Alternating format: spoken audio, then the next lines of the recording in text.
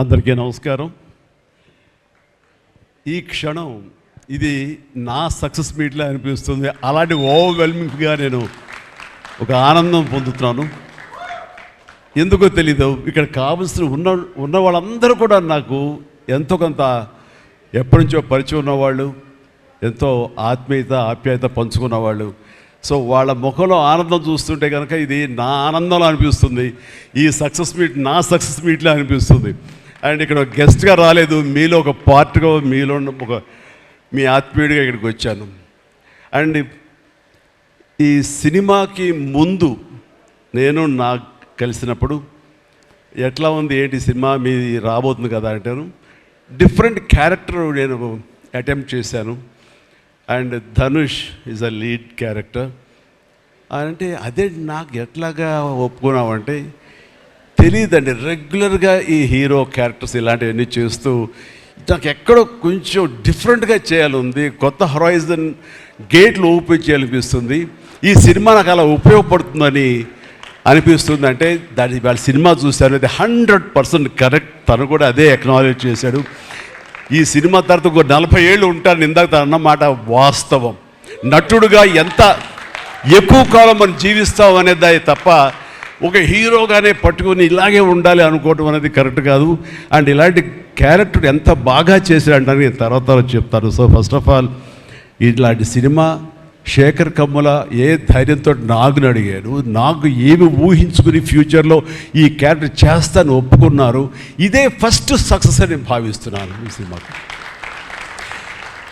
ఆ తర్వాత ఇంకా ఈ క్యారెక్టర్ ధనుష్ తప్ప ఇంకెవరిని ఊహించుకోలేము. ధనుష్ ఒక్కడే దీనికి న్యాయం చేయగలడు. తన పెర్ఫార్మెన్స్లో అనిపించింది క్యారెక్టర్ చూసిన తర్వాత. నిజంగానే తిరుపతిలో సినిమా చూస్తుంటే తిరుపతిలో ఓపెన్ చేసినప్పుడు కింద ఒక యాక్సిడెంట్ అయ్యే ముందు బెగ్గర్స్లో కూర్చున్నప్పుడు ధనుష్ అని గుర్తించడానికి ఆ పరిగెత్తేంతో నాకు గుర్తించలేకపోయాను. అంతగా క్యారెక్టర్లో యూ ఇన్వాల్వ్ సో మచ్. నీ గెటప్ కానీ అన్నీ కానీ అంటే అక్కడ తెలిసిపోతుంది తన డెడికేషన్ ఏమిటో ఆర్టిస్ట్ గారు అది. అండ్ ఈ సినిమా ఇది నేను ఒక ఎక్స్పీరియన్స్ తప్ప నాకు ఒక సినిమాగా నేను చూడలేదు, ఒక వాస్తవంగా జరుగుతున్నదిగా అనిపించింది నాకు. అండ్ శేఖర్ కమ్ముల డీటెయిల్డ్గా నేను మిగతా అందరి నుంచి మాట్లాడే ముందు అసలు నువ్వేమిటి, నీ ఆలోచన విధానం ఏమిటి అనేది ఇట్స్ ఎంటైర్లీ డిఫరెంట్. 25 సంవత్సరాల పాటు నువ్వు అనుకున్న విధంగా, నువ్వు అనుకున్న క్యారెక్టర్స్ తోటి, నువ్వు అనుకున్న కంటెంట్ తోటి 10 సినిమాల కంటే ఎక్కువ చేయకపోయినా సరే ఒక్కొక్కటి ఒక ఆణిముత్యంలాగా చేసుకుంటూ ప్రజల గుండెలో, ప్రేక్షకుల గుండెలో ఒక సుస్థిరమైన స్థానం ఏర్పరచుకున్నావు. అండ్ ఆ మధ్యకాలంలో మీరు నా ఒక పోస్టర్, మీరు 25 years పోస్టర్ మీరు రిలీజ్ చేయాలని అనుకున్నప్పుడు అది మీట్ అవ్వడానికి, అతనికి టైం ఇవ్వడానికి నాకు నిజంగా 3-4 days పట్టింది. అంత పంతం అంత పట్టింపు ఏంటి నేనంటే, సార్ మీకు గుర్తుందో లేదో, మీ 88లో మీ సినిమా స్టేట్ రౌడీ షూటింగ్ ఈ రోడ్ల మీద జరుగుతున్నప్పుడు నేను ఫస్ట్ టైం మిమ్మల్ని చూశాను. నేను ప్రేమించే మనిషి నా ఎదురుగా ఉన్నాడు, కలిస్తే బాగుండు అనుకుంటే పోలీసులు ఎవరు రాని పరిస్థితి. కానీ మీరు ఎందుకు నన్ను చూసి ఇట్లా అని పిలిచారు, నన్ను ఒక్కడనే పిలిచారు, నేనే మీ దగ్గరికి వచ్చాను. నేను ఎందుకు పిలిచానంటే అతను అందరికీ హైట్ ఉన్నాడు కాబట్టి ఏదో తాపత్ర పడుతుంటే రమ్మని పిలిచుంటాను తప్ప అతనేమన్నాడంటే నా లోపల భావాలు కానివ్వండి, నేను నా ప్రేమ కానివ్వండి నేను వ్యక్తం చేయగలిగాను, అది కరెక్ట్గా కనెక్ట్ అయింది అని తను అనుకున్నాడు.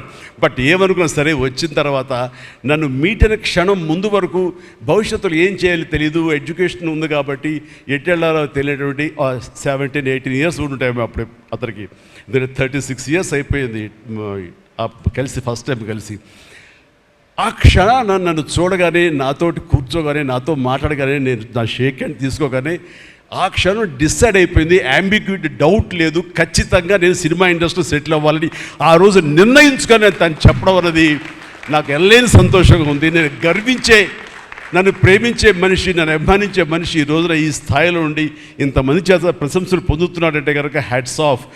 ఇది గర్వం నీవు కాదు, నీలాంటి వ్యక్తి నన్ను ఇన్స్పిరేషన్గా తీసుకుని ఇందులో ఇండస్ట్రీ వచ్చి నీ సొంత టాలెంట్ తోటి, నీ సొంత ఆలోచనతో, నీ కమిట్మెంట్ తోటి ఈరోజు ఈ స్థాయికి ఉన్నందుకు ఫస్ట్ ఆఫ్ ఆల్ ఈ సిల్వర్ జూబ్లీ ఇయర్ సందర్భంగా మనస్ఫూర్తిగా నా అభినందనలు మరొకసారి తెలియజేస్తాను శేఖర్ కమ్ముల. ప్లీజ్.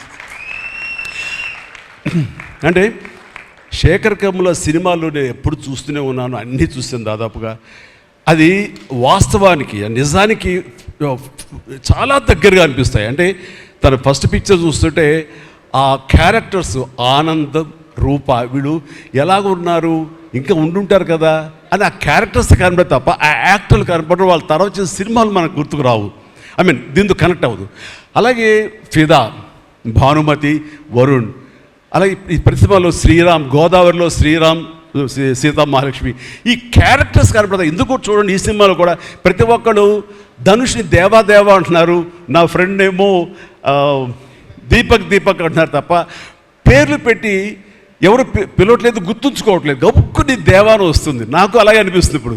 అంటే క్యారెక్టర్ని అంతగా ప్రొజెక్ట్ చేస్తారు. ఇంతకంటే బెస్ట్ ఎగ్జాంపుల్ లేదు. ఎప్పుడో చూసి సినిమాలకి ఆ క్యారెక్టర్స్ పేరు, నా సినిమాలో నా క్యారెక్టర్స్ నాకు పేరు గుర్తుండవు నాకు. అలాంటిది తన సినిమాలో క్యారెక్టర్స్ ఇప్పటికీ గుర్తున్నాయి నాకు. రూప అనే పేరు ఎందుకు గుర్తుందంటే అందులో తండ్రి పాత్ర మెంటల్గా రిటార్టెడ్ రూపాన్ని పిలుస్తాడు. ఆనంద్ అఫ్కోర్స్ హీరో పేరు, అది గుర్తుండిపోయింది. అట్లాగే వరుణ్ సినిమాలో ఫిదాలో భానుమతి సెపరేట్ కేజ్ అంటుంది కదా, ఒక డైలాగ్, సెపరేట్ పీస్ ఏదో అంటుంది. అలాగే హైబ్రిడ్ పెళ్ళి అంటుంది.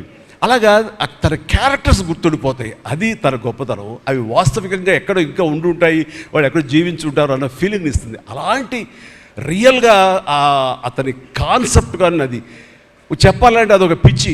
నేను అనుకున్నది తప్ప ఇంకో అలాగా కాదని. ఇందాక నాకు అన్నారు కదా, నేను మామూలుగా ఎప్పుడు వచ్చే విధంగా నడుచుకుంటూ వస్తుంటే నాకు అలా వద్దు ప్లీజ్, దయచేసి మీరు నా క్యారెక్టర్ నడవాలి.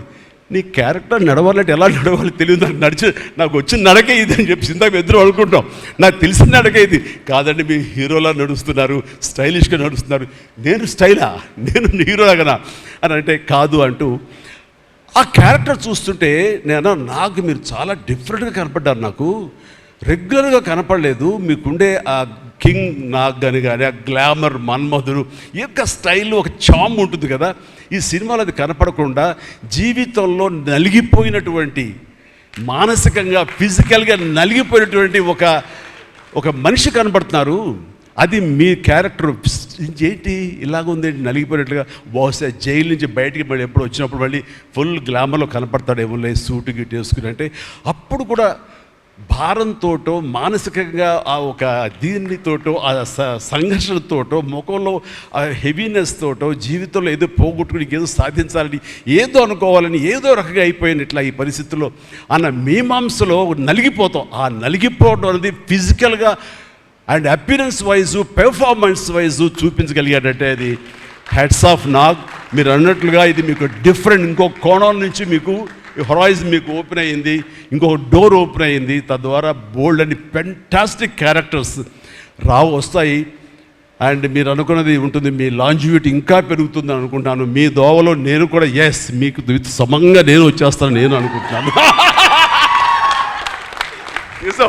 అంటే ప్రతిసారి నాకు అన్ని విషయాల్లో కూడా నాకు సోర్స్ ఆఫ్ ఇన్స్పిరేషన్ అనిపిస్తుంది. అది హెల్త్ కానివ్వండి, కంపోజ్డ్ బిహేవియర్ కానివ్వండి, ఒక ట్రాంక్విల్ ఆలోచనలు కానివ్వండి, స్థితప్రజ్ఞత కానివ్వండి, ఏం జరిగినా సరే అంటే నవ్వుకుంటూ సరదాగా ఉంటాం.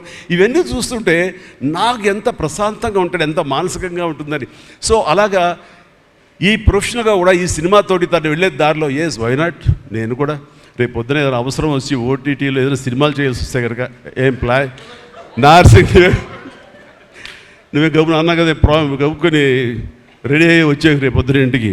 సో ఓటీటీలో ఏదో సినిమాలు చేయాల్సి వచ్చినా సరే, వెబ్ ఫిల్మ్ చేయాల్సి వచ్చినా సరే, దానికి కూడా మనం సమాయత్తం అవ్వాలి. దానికి నాకు ఈ రోజున నాకు తీసుకున్న నిర్ణయం నాకు కూడా ఒక ఇన్స్పిరేషన్గా అనిపిస్తుంది. Sir well done. ఈ సినిమా ప్రతి ఒక్కరికి న్యాయం జరిగింది ఈ సినిమాలో. అండ్ నా డైలాగ్ నువ్వు అనేస్తావు నాకు ఇందాక, నేషనల్ క్రష్, నా క్రష్ కూడా. అందుకని నేను ఆ మాట అనను కానీ అనుకుంటాను అంతే, పైగా మాత్రం నేను అనను. సరే అమ్మా, ఫెంటాస్టిక్ అమ్మా నువ్వు. అండ్ ఇప్పుడు కదా తన ఫస్ట్ సినిమా హీరోయిన్గా వచ్చినప్పుడు ఆ సినిమాకి ఇలాగే నేను గెస్ట్గా వచ్చాను. ఆ రోజు నుంచి తనని అబ్జర్వ్ చేస్తుంటే నటనా పరంగా కానివ్వండి, తన ఇమేజ్ పరంగా కానివ్వండి, day by day film after film ఎక్కడికో వెళ్ళిపోయింది. ఇది నేషనల్ క్రష్ కాదు, ఇంటర్నేషనల్ క్రష్ అయిపోయింది అమ్మాయి. అండ్ గాడ్ బ్లెస్ యూ అమ్మా, నువ్వు ఎంత బాగా పెర్ఫామ్ చేస్తావంటే నేను చూస్తుంటే నీ కళ్ళు తప్ప ఇంకేమైనా అట్రాక్ట్ చేసుకోవు, కళ్ళు ఒకలా చూస్తుంటావు నేను. అండ్ ఆ కళ్ళతో ఏం పలికిస్తుంది ఎక్స్ప్రెషన్ అంటే ఇంకా అంత ఇంత కాదు. అండ్ ఈ సినిమాలో ఎంత నిడివి ఉంది, ఎంత లెంగ్త్ ఉంది క్యారెక్టర్ అనే దానికంటే ఎంత ఇంటెన్సిటీ ఉంది అంటే అందులో మాత్రం చూపించగలిగింది ప్రతిదీ. ముఖ్యంగా బిడ్డను హోల్డ్ చేసినప్పుడు అక్కడ ఒక కన్నతల్లిలాగా, ఒక అమాయకంగా ఒక ప్రియుణ్ణి మోసపోయినప్పుడు వాడి వల్ల ఎక్కెక్కేసినప్పుడు నాకు చూడాలి అందులో సౌందర్య వచ్చేసి అప్పారావు వస్తాడు ఇంకా అటు కోసం వెయిట్ చేస్తానంటే పిచ్చమొహం అన్నట్టు ఫీలింగ్ వచ్చింది. అంత అమాయకురాలాగా ఉంది. అది మళ్ళీ ఇందులో కనిపించింది, నాకు ఆ సౌందర్యం కనిపించింది ఆ క్యారెక్టర్ చేయటంలో. You done fantastic job. ఆ తర్వాత సీరియస్నెస్గా పెంచుకుంటూ, ఆ తర్వాత దేవాకి సపోర్ట్గా ఉంటూ అండ్ దేవాన్ని ఓన్ చేసుకునే విధంలో మాత్రం నీకు